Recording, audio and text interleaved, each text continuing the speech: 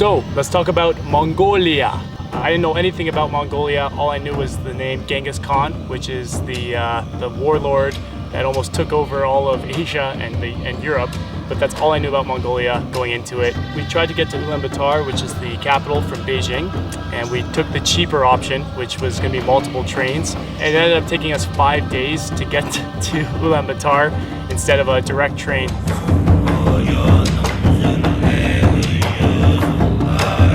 And it's an interesting one to spell. I believe it has about 6 A's in the whole thing. It's Ulaanbaatar, but it's a really cool city. But it took us way too long to get there. So one of the things that we found while taking the train up there is that you can you pay a little bit extra cash to have a sleeper class, or you can stay in the coach class, which is the budget travel. And we decided to do the budget travel, so we stayed in an area that had no beds. The good aspect of that is you really do get immersed with the population, which is always more interesting. But the bad part is that everybody's smoking, nobody's really obeying their assigned seating. Me and Alex found these ridiculous Mongolian bottles of moonshine with Genghis Khan's face on it, and Alex found a saber. They were only like $6, so we had to buy them. And when we brought them onto the train, everybody was looking at us because we were Westerners, and they were genuinely interested in what we were doing. So we invited them over and created this complete party in the train. We were all taking turns drinking the Mongolian drink, and they were rocking out with us. We were blasting dubstep music and Monster Cat, and it was a full-blown party in the train.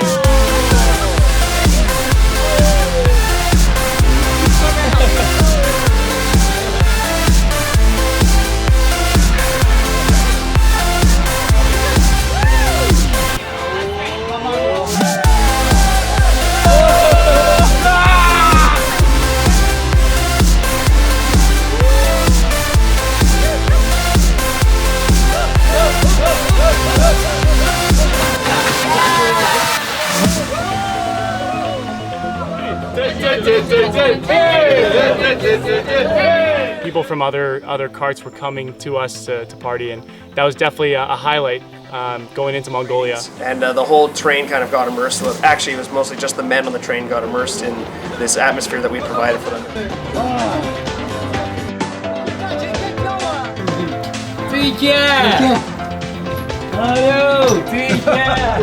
Goodbye. Hey.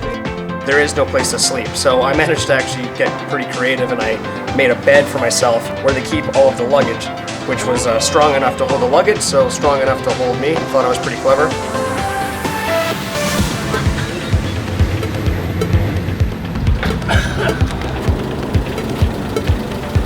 No, why? No. Mongolia.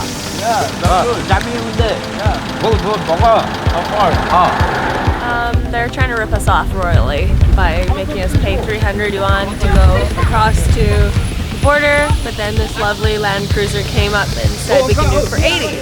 So Mike is bargaining. No, it's okay, it's okay. 谢谢. Okay. We're at the border of China and Mongolia.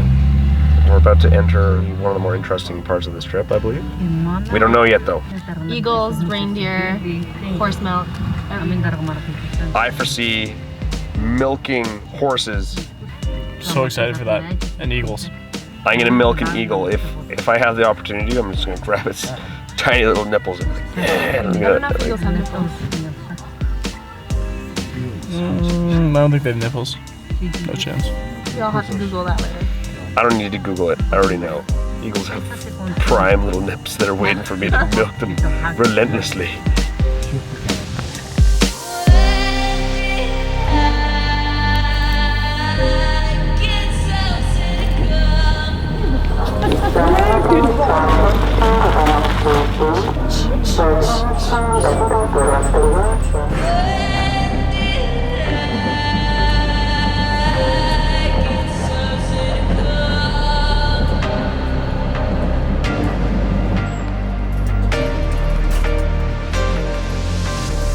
After a 5-day long trek from Beijing to Mongolia, we finally arrived at the Golden Gobi Hostel, which was really nice. Sabina. Hello, welcome to Golden Gobi Guesthouse. We come from Gobi. We grew up and born in a Gobi as well. So this is common room for everybody. Hello. And here is kitchen also for everybody. The kitchen is gonna be for my family and also for our guests. Between 7 to 9 o'clock we have provided free breakfast in the morning. Here is also our rooms. We have a dorm rooms, we have a private room with shared bed, we have a private room with ensuite as well. And here is the TV room, which is a TV and chill out room for everybody as well. So welcome to us, and we're happy to serve you friendly and hospitality service of in Mongolia. We went and checked out the big Genghis Khan. I always called him Genghis Khan, but I think Westerners pronounce his name wrong. So we're at this magnificent statue that I'm so excited about. It's called Genghis Khan, not Genghis Khan. I believe it's actually Genghis On. Okay, you got me. Genghis On.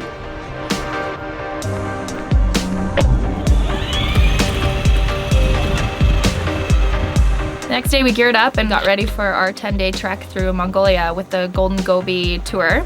My name's Alma and I'm the tour guide of the Golden Gobi, and we're gonna go to a 10 days trip through the deserts of Mongolia, Gobi. So welcome to Mongolia!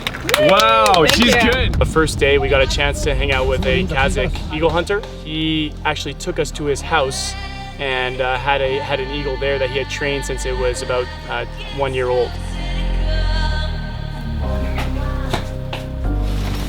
I'm 3 years old. It's a big lottie.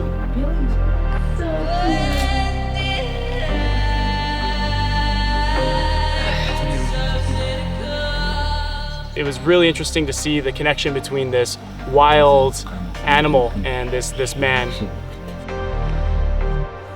I know. Okay. Whoa. It's like pinches. So nervous. Okay. Oh my god! What's it doing? There you go.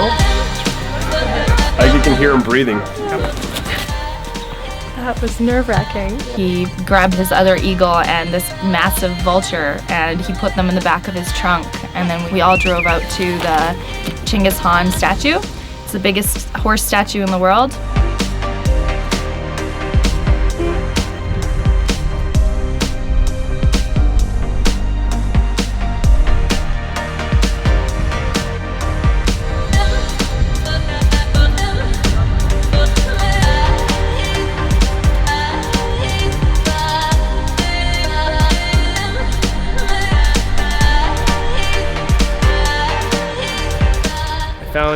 Found a new chick that's hanging out with me. We drove to a Buddhist temple and you had to walk up and there was little quotes along the way.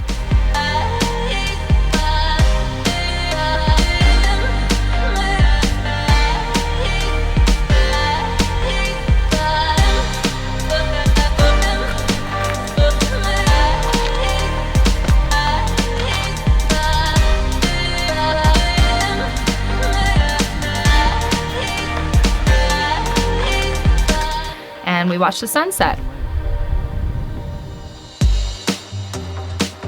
And that night we drove to the nomadic family that we were staying with.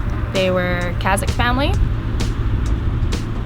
We're at a nomadic family's home and we're staying here for the night, and they have so many furry cows, so many sheep, so many goats, and apparently we are herding the crowd right now. I'm gonna French kiss this goat. Ready for this? Get him. One. Kiss him.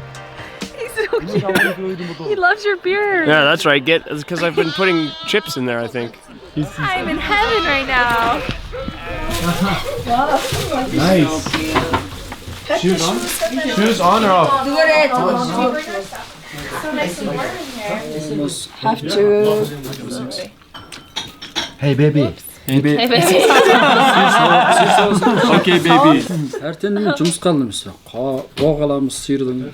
Сиыр сауамыз. Have to get up and collect the cows. Қазын. Can I come?